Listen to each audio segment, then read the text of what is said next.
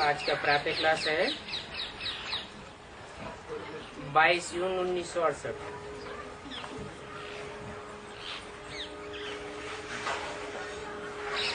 बच्चों का अभी पढ़ाई में ध्यान किस में जाना है?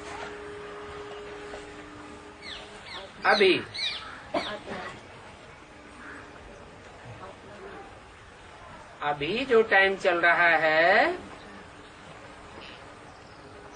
उस अनुसार पढ़ाई में ध्यान किस में जाना है?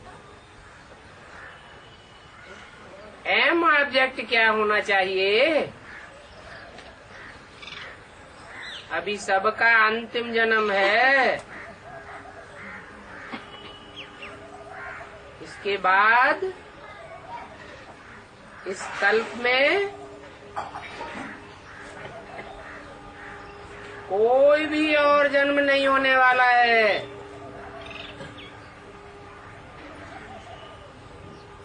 अंतमते सुगति होने वाली है। आत्मा की जन्म जन्मांतर की गति होने वाली है। तो पूछा, अभी पढ़ाई में ध्यान किस में जाना है? एम ऑब्जेक्ट तो सामने खड़ी है।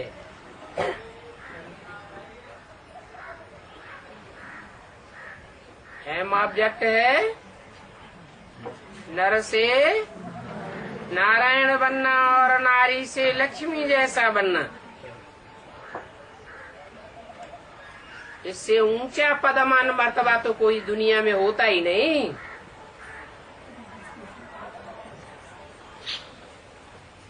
एक नारायण ही ऐसा पार्ट है संसार में, और देवियों में एक लक्ष्मी ही ऐसा पार्टधारी है जो ऊंचते ऊंच पार्टधारी है। नारायण की तो शास्त्रों में भी कोई ग्लानि नहीं है।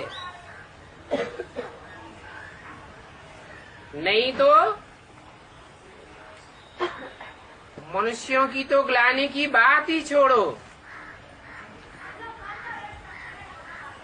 33 करोड़ देवताओं में से एक एक की ग्लानि की है।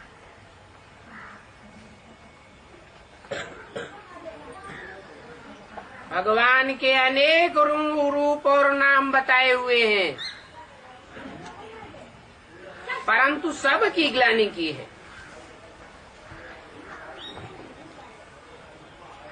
लेकिन नारायण की कोई ग्लानि नहीं है। तो अभी इस लास्ट जन्म में बाप आकर के तुमको ऊंचते ऊंचे लक्ष्य देते हैं। इस अंतिम जीवन का ऊंचे से ऊंचा मर्तबा है नर से नारायण जैसा देवता बनना।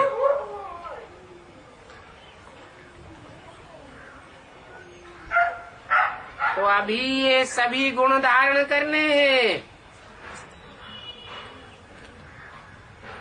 अगर अभी नहीं धारण किए तो कभी धारण नहीं कर सकेंगे। और कोई जन्म ये पढ़ाई का नहीं मिलेगा जहाँ ईश्वर आकर के खुद पढ़ाई पढ़ाता हो।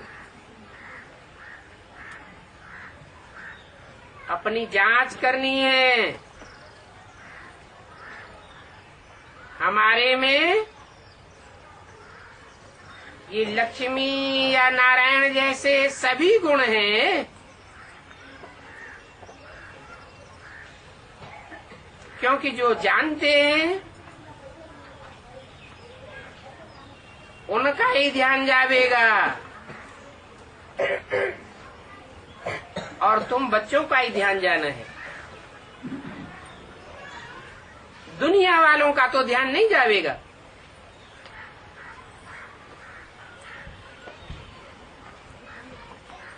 दुनिया वालों का ध्यान जावेगा उस पढ़ाई में।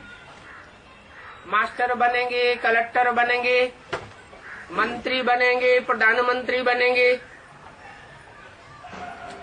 वो सब अल्पकाल के मर्तबे है। बाप तो आकर के ऐसा अहम ऑब्जेक्ट देते हैं जिनकी यादगार, जिनकी भव्य मूर्तियां, जिनके भव्य बड़े बड़े मंदिर, लक्ष्मी नारायण मंदिर शहर शहर में बने हुए हैं।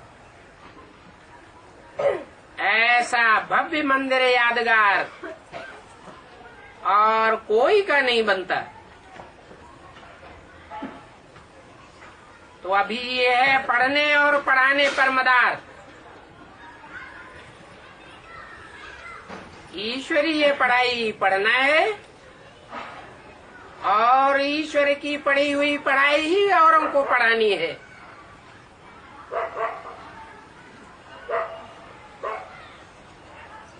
मनुष्यों ने जो पढ़ाया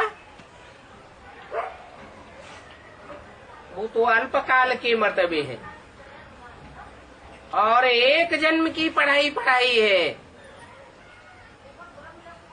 कि तो आत्माओं का बाप है, सुप्रीम सोल, जो सुप्रीम टीचर और गुरु बन करके आया हुआ है।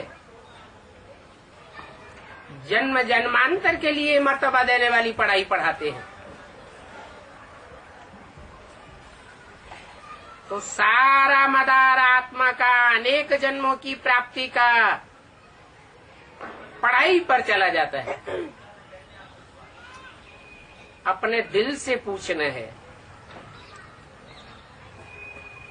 कि हम ये पढ़ाई कितनी पढ़ते हैं और कितनों को पढ़ाते हैं।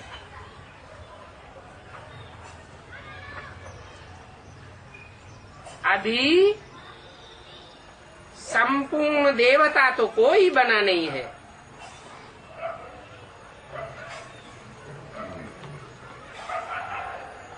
चंद्रमा जब संपूर्ण हो जाता है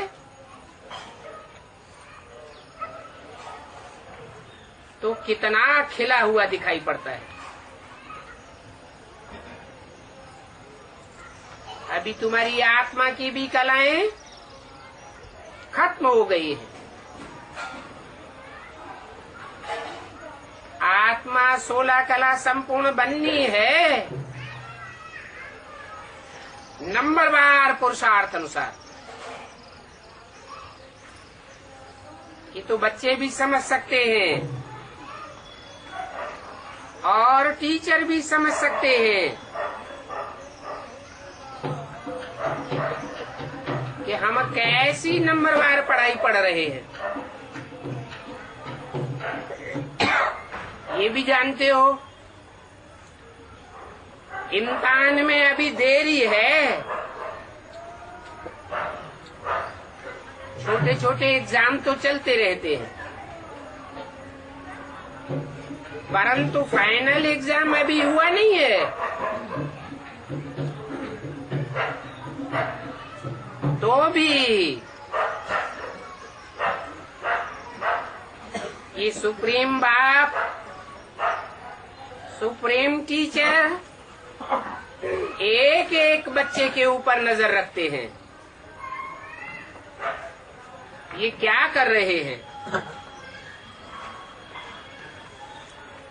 अल्पकाल की प्राप्ति में जा रहे हैं या जन्म जन्मांतर की जो सदा काल की प्राप्ति कराने वाला बाप है उसके बताए हुए इशारे पर जा रहे हैं।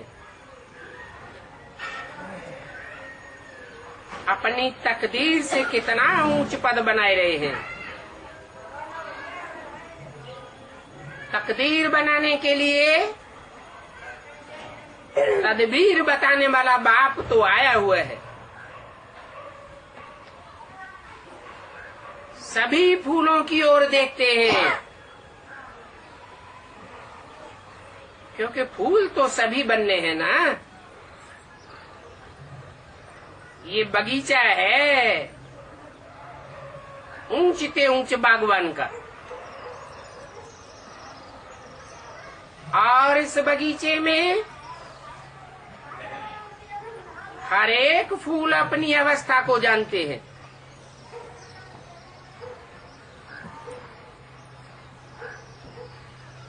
कि हम किंग फ्लावर जैसे बन रहे हैं या क्वीन फ्लावर जैसे बन रहे हैं, या कि कोई दुर्गंध छोड़ने वाले फूल बन रहे हैं, छोटे फूल बन रहे हैं या बड़ा फूल बन रहे हैं, स्वदेशी रूहे गुलाब बन रहे हैं या विदेशी गुलाब दिखाई दे रहे हैं। खुशबुओं से पता तो चलता है ना।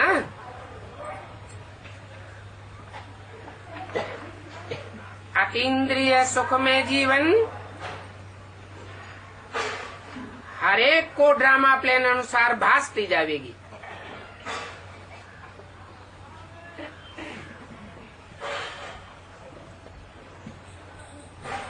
जैसे इंद्रियां नंबरवार हैं, इंद्रियों का सुख भी नंबरवार प्राप्त होता है, परंतु इंद्रियों में बड़ी से बड़ी इंद्रिय मन मानी जाती है।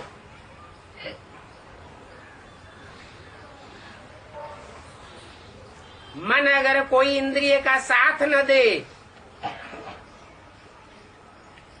तो भी सुख दुख नहीं भोगा जा सकता।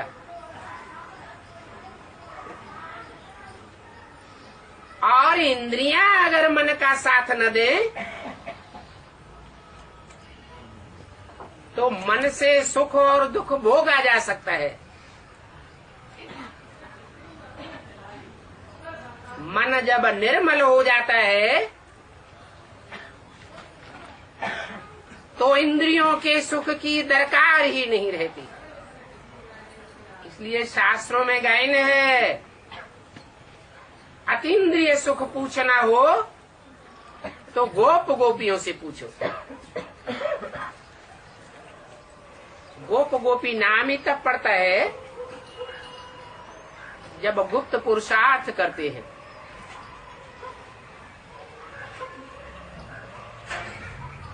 पुरुष आत्मा को कहा जाता है। आत्मा के अर्थ जो भी किया जाता है वो अपनी आत्मा का भी कल्याण करता है और सारे संसार के कल्याण के लिए भी होता है।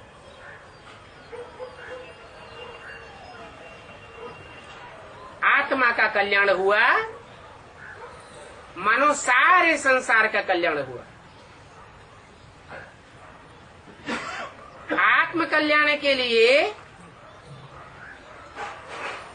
एक तो बाप को बहुत बहुत प्यार से याद करना है,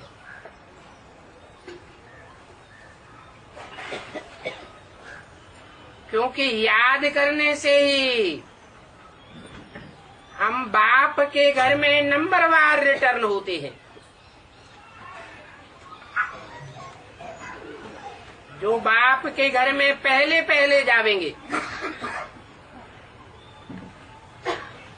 वो नई दुनिया स्वर्ग में भी पहले पहले आवेंगे और पहले ही नंबर का मर्तबा पावेंगे। नहीं तो जिस नंबर में जावेंगे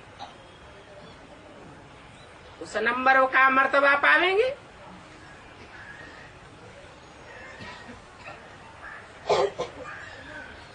तमो प्रधान से सतो प्रधान बनने में ही मेहनत है और सतो प्रधान बनने के लिए तुम बच्चों को बहुत सहज उपाय बताता हूँ। क्या तमो प्रधान का संग करेंगे तो तमो प्रधान बनेंगे जो है ही सदैव सत्य चित्त आनंद, उधर सदा शिव का ध्यान करेंगे, याद करेंगे, संग करेंगे, तो जरूर सतो प्रधान बनेंगे।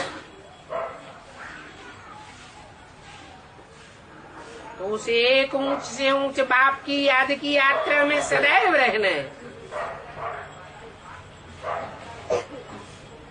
याद भी कोई की तब आती है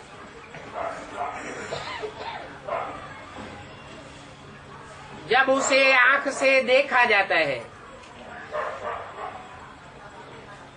इंद्रियों से अनुभव किया जाता है।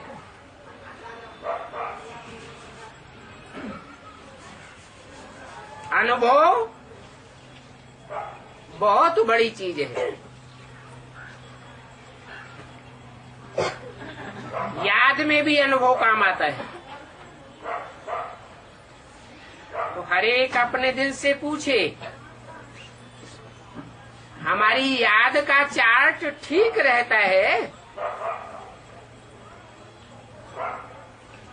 प्यार भरी याद आती है?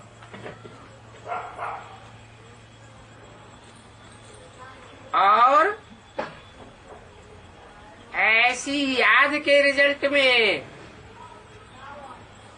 औरों को भी आप समान बनाता हूँ। क्योंकि तुम सब बच्चे नंबरवार ज्ञान बुलबुल हो। बुलबुल की आवाज कितनी मीठी होती है।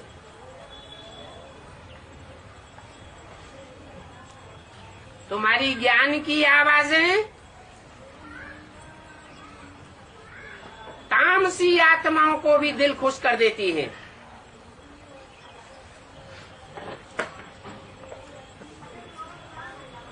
बाकी नंबरवार है, कोई बुलबुल है, कोई मैना है, कोई पैरेट है, कोई क्या है, कोई तो कौए भी है। कितनी कर्कश आवाज सुनाते हैं।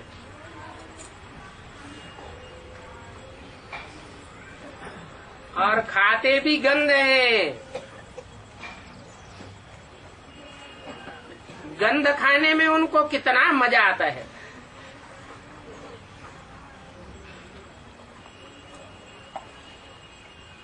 तुमको कबूतर नहीं बनना है,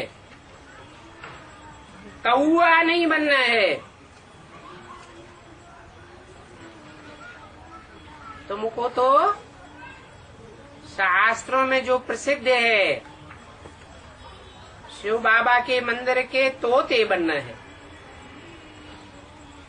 जिनको ज्ञान की कंठी पड़ी हुई है।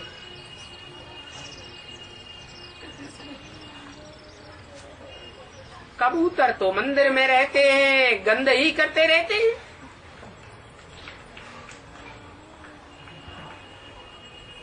उनके मुख से आवाज भी नहीं निकलता। आवाज निकालना भी चाहते हैं तो भी अंदर की अंदर गुटरूं करके रह जाती है। कर्म ऐसे किए हुए हैं कि ज्ञान की आवाज मुख से नहीं निकाल सकते।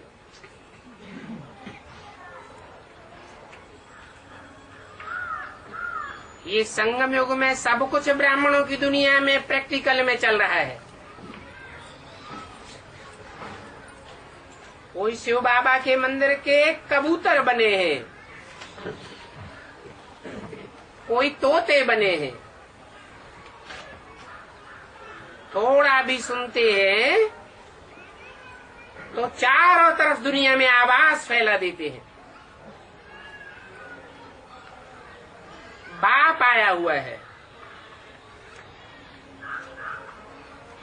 ऊंच के ऊंच बाप। धर्म पिताओं को ग्रेट फादर्स कहेंगे, परंतु उनको ऊंच के ऊंच नहीं कहेंगे।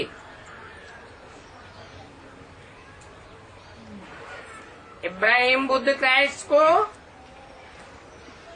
दुनिया की बड़ी बड़ी जनरेशन मानती है, ग्रेट फादर मानती है,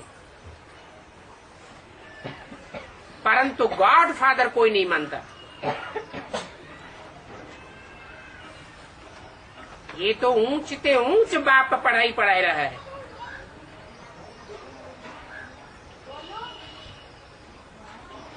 तो इशारा देते हैं, अपने अंदर से पूछना है, और ये अंदर अंदर पूछना बहुत सहज है। दिल में आवाज आवेगा,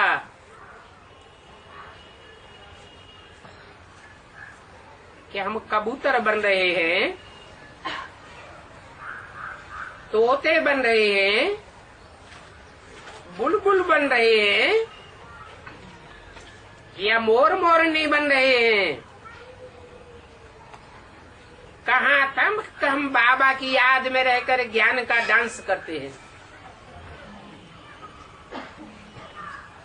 और कहाँ तक अतीन्द्रिय सुख में रहते हैं। क्योंकि संगम युग का खजाना बड़े से बड़ा खजाना है।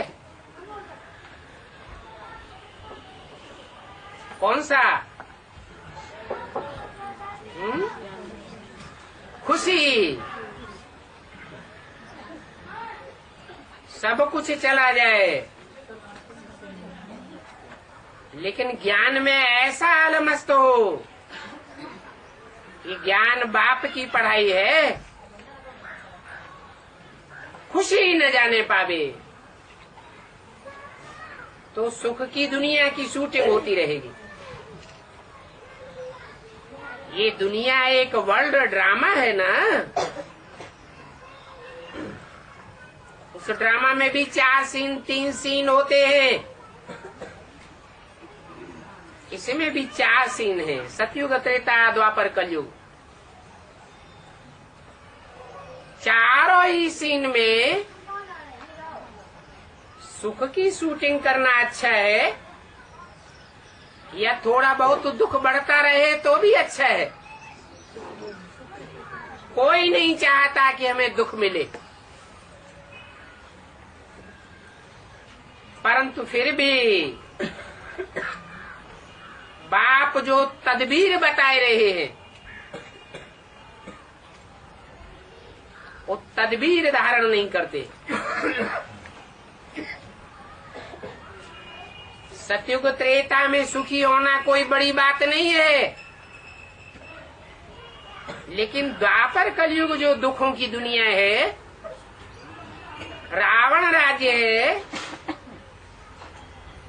उसमें भी सुख की शूटिंग करना कितनी अच्छी बात है। और धर्म वालों को तो आधा सुख आधा दुख मिलता है।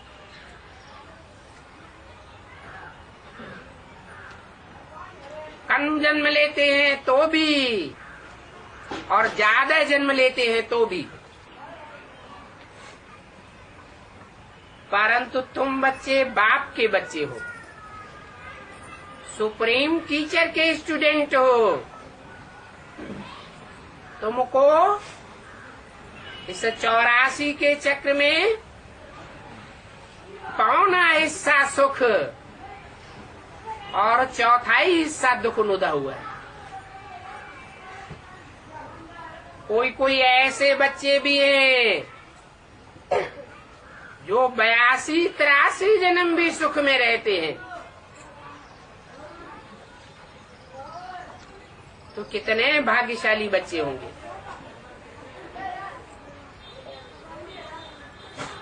ऐसे अच्छे अच्छे बच्चों का संग करना चाहिए, फॉलो करना चाहिए।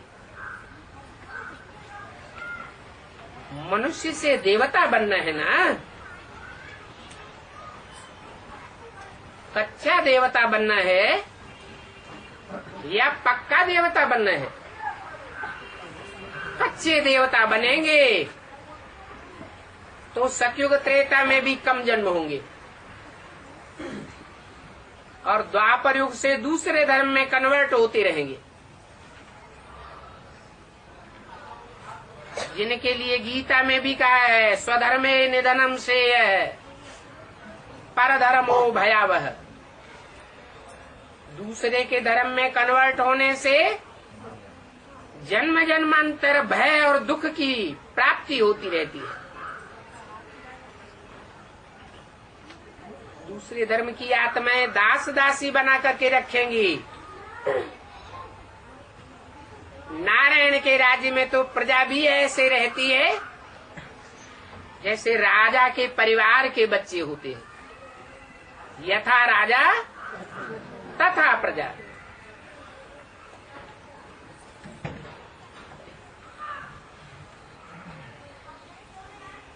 तो मनुष्य में ऊंची से ऊंची जाति कौन सी है? ब्राह्मण। और ब्राह्मणों में भी नंबरवार ब्राह्मण बनते हैं। 9 कुरियों के ब्राह्मण गाए जाते हैं। तो श्रेष्ठ से श्रेष्ठ कुरी का ब्राह्मण बनना है ताकि हम ऊंचे से ऊंचे देवता बने। बाकी मनुष्य तो मनुष्य ही होते हैं। वो मनुष्य मन चलाने वाले होते हैं, मन चले होते हैं। उनका मन पूरा कंट्रोल में नहीं रहता। इसलिए मनु की औलाद मनुष्य कहे जाते हैं। मनु अर्थात मनुआ।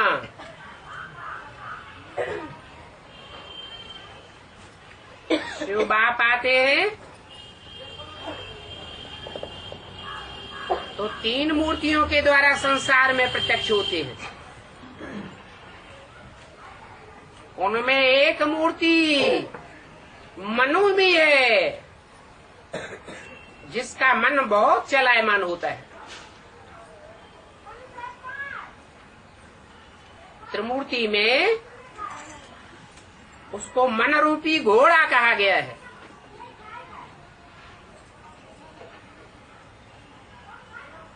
और एक मूर्ति शेर बताई गई है।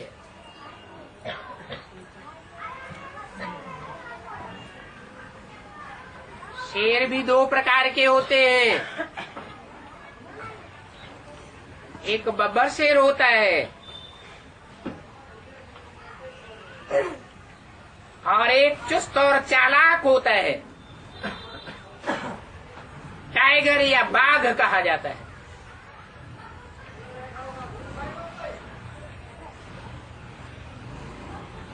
तो शेर भी बुद्धू बनना अच्छा है या चुस्त और चालाक बनना अच्छा है?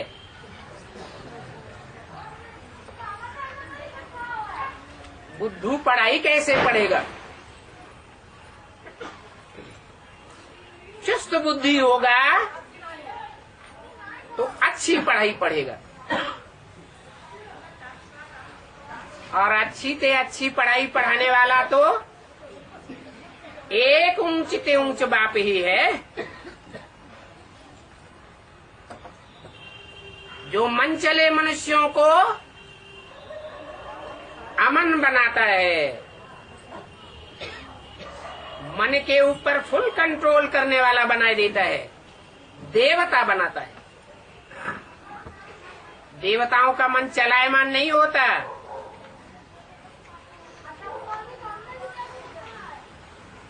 बाकी मेल हो चाहे फीमेल हो, दोनों देखने में तो मनुष्य ही आते हैं ना, क्योंकि दोनों का मन चलायमान होता है।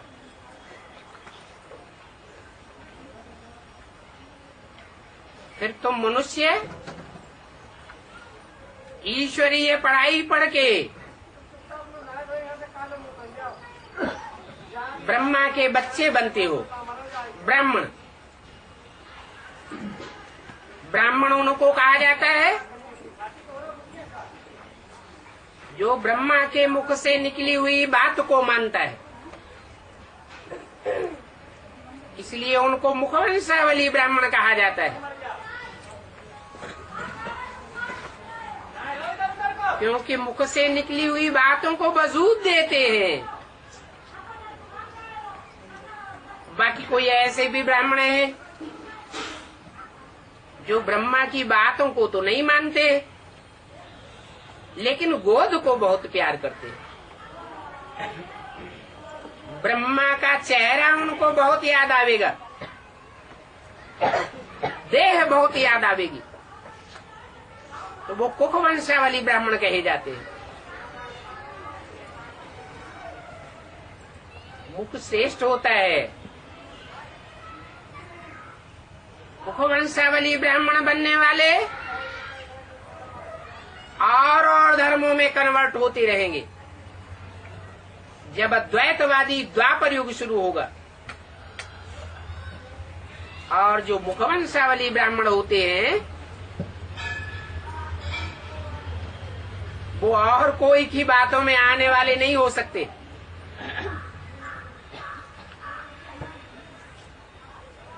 कोई से प्रभावित नहीं होते, क्योंकि औरों से जो प्रभावित होता है वो उनकी प्रजा बनता है। प्रभावित ही होना है तो एक ऊंचे ऊंचे बाप से प्रभावित होना है, तो जरूर ऊंचे ऊंचे देवता बनेंगे। इसलिए बाप कहते हैं, बाप को तुम बच्चों के ऊपर विश्वास है, श्रद्धा है, इसलिए तुमको उठाया है।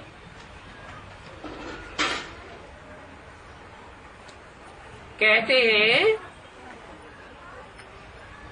कि तुम बच्चों के सिवाय और कोई भी दुनिया में देवता बनने वाला नहीं है।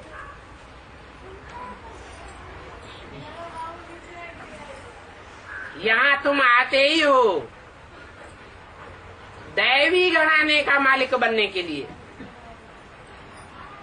दैवी घराने के भांति बनते हो।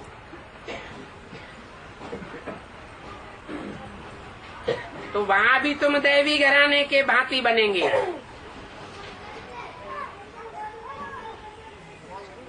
तुम पहले पहले बाप के घराने के भांति बनते हो।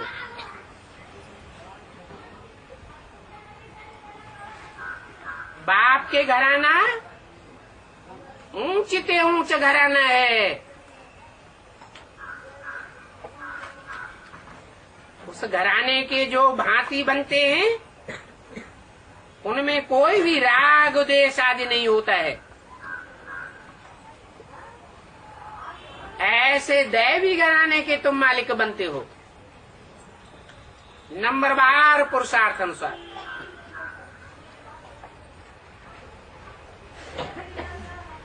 तुम ऐसी दुनिया में जाते हो जिस सारी दुनिया को ही कहा जाता है दैवी परिवार।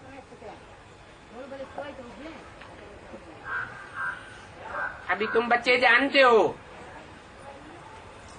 हम दैवी परिवार का बनने के लिए खूब पुरुषार्थ कर रहे हैं। तो पढ़ाई भी कायदे अनुसार पढ़नी है।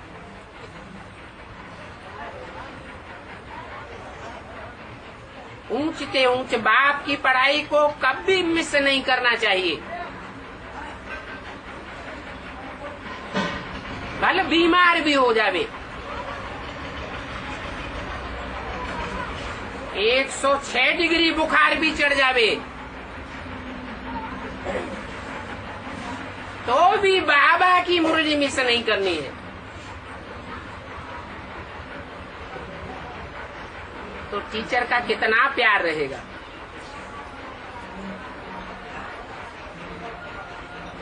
ये बच्चा टीचर की पढ़ाई को कितना महत्व देता है।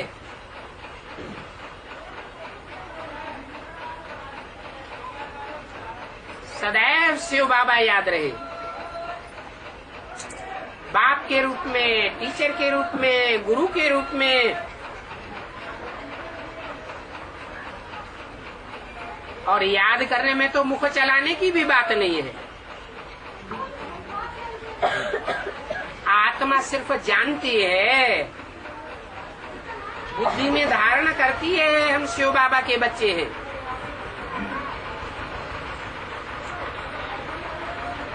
और बाबा हमको ले जाने के लिए आए हैं।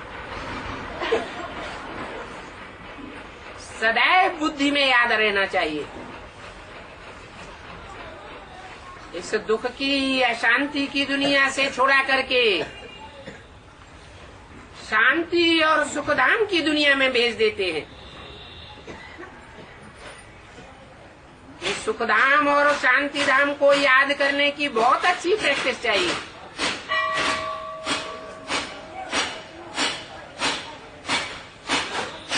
भले कहाँ भी पड़े हुए हों,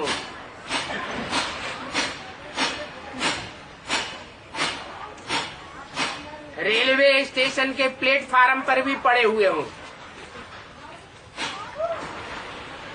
परंतु बाप की याद में हो।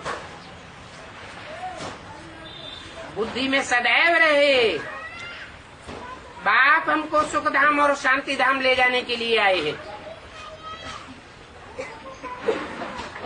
तो उस दुख धाम से प्रीति हट जानी चाहिए।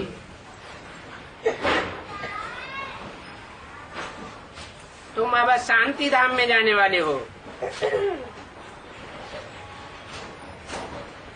कितना सहज बातें बताते, बहुत हैं जो इन सहज बातों की भी बहुत धारणा नहीं कर सकते हैं। अच्छा, इन बातों को भी छोड़ दो, तुम याद में तो रहो। याद में रहेंगे तो अच्छी याद करने वालों में अंत में सारी धारणाएं स्वतः ही आ जाएंगी। बाप जानते हैं कि यहाँ तो ये सभी बच्चे बैठे हैं, बल सभी नंबरवार हैं। हाँ, इतना जरूर है कि शिव बाबा को कम अथवा जास्ती याद जरूर करते हैं। और सबकी बुद्धि में बैठा हुआ है कि हमको और संग तोड़ एक संग जोड़ करके रखना है।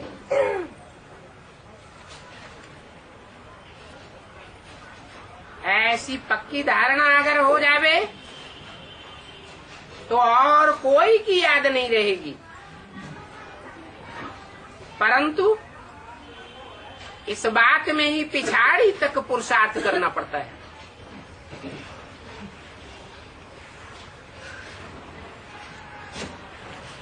तो बच्चों को मेहनत करनी है कि अंदर में सदैव एक शिव बाबा की ही याद रहे। कहाँ घूमने फिरने जाते हो तो भी अंदर में बाप की याद रहे, बुद्धि में रहे। ये दुनिया तो भस्म होने वाली है। ये देह के संबंध, ये देह के पदार्थ, ये सब भस्मीभूत होने वाले हैं।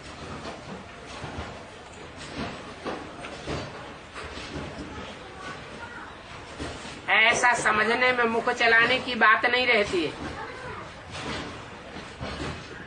अति सहज पढ़ाई है। पढ़ाई पढ़ा करके तुम बच्चों को बाप आप समान बनाते हैं। जैसे बाप सदा शिव है, उसकी बिंदी का ही नाम शिव है। तुम बच्चों को भी ऐसी बिंदी निराकारी स्टेज वाला बनाई देती है कि तुम 2500 वर्ष आत्मिक स्थिति में रहने वाला बन जावेंगे, स्व स्थिति में रहने वाला बन जावेंगे। जितना जितना निराकारी बनेंगे उतना निर्विकारी और निरहंकारी तो आप ही बन जावेंगे। ऐसी अवस्था में तुम बच्चों को जाना है।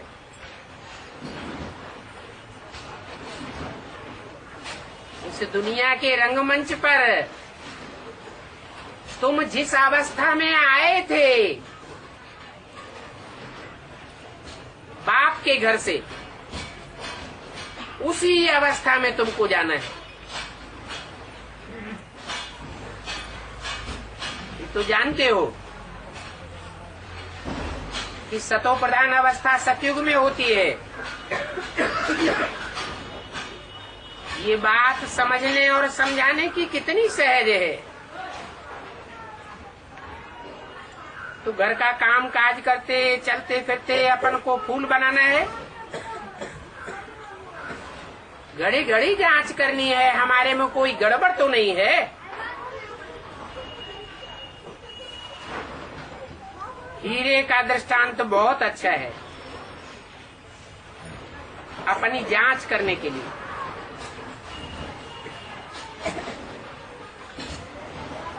जांच करने के लिए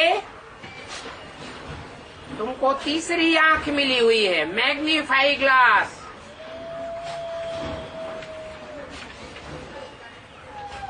तो तुम अपनी जांच अपने आप कर सकते हो। देखना है मेरे में रिंचक मात्र भी देह अभिमान तो नहीं है। देही अभिमानी बनने से ही अवस्था पवित्र बन जाएगी। भले इस समय सभी पुरुषार्थी हैं, परंतु तुम सब पुरुषार्थियों के सामने अहम ऑब्जेक्ट खड़ी रहती है।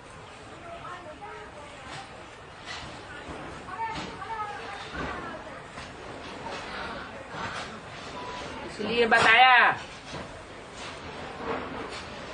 कि सबसे अच्छा पुरुषार्थ है नारायण को याद करना। जैसे को याद करेंगे वैसे ही बन जाएंगे और अंत मते सो गते हो जाएगी।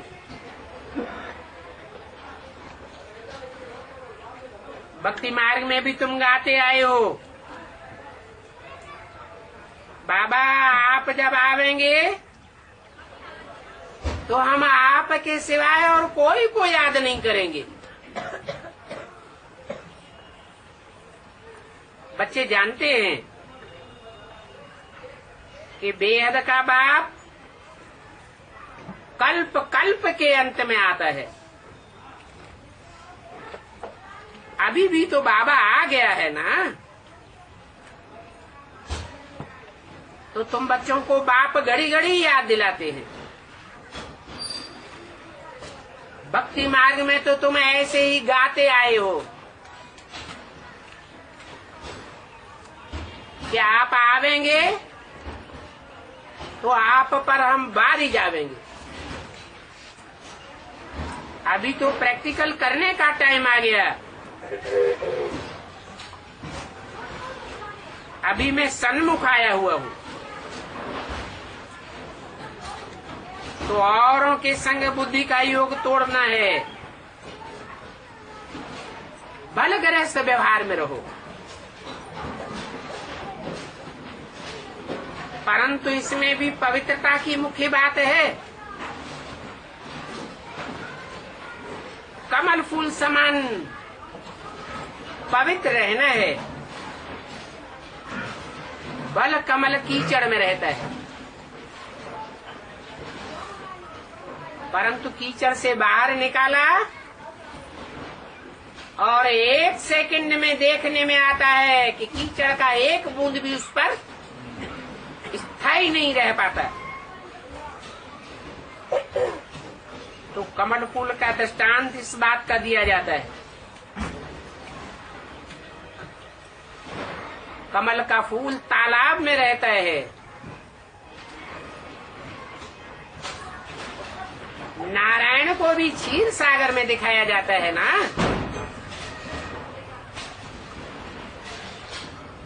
ये क्षीर सागर कोई सतयुग की बात नहीं है। तालाब में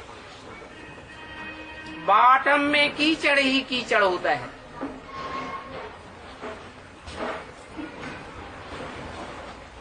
तुमको भी क्षीर सागर शाही नारायण जैसा बनना है।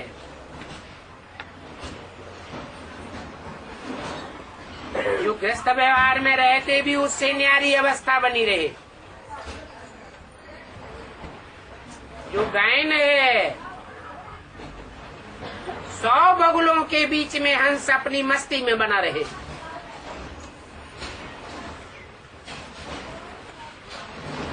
बगुलों की बकबक का कोई भी असर न पड़े। फालतू बातों को एक कान से सुनो और दूसरे कान से निकालते रहो। ओम शांति।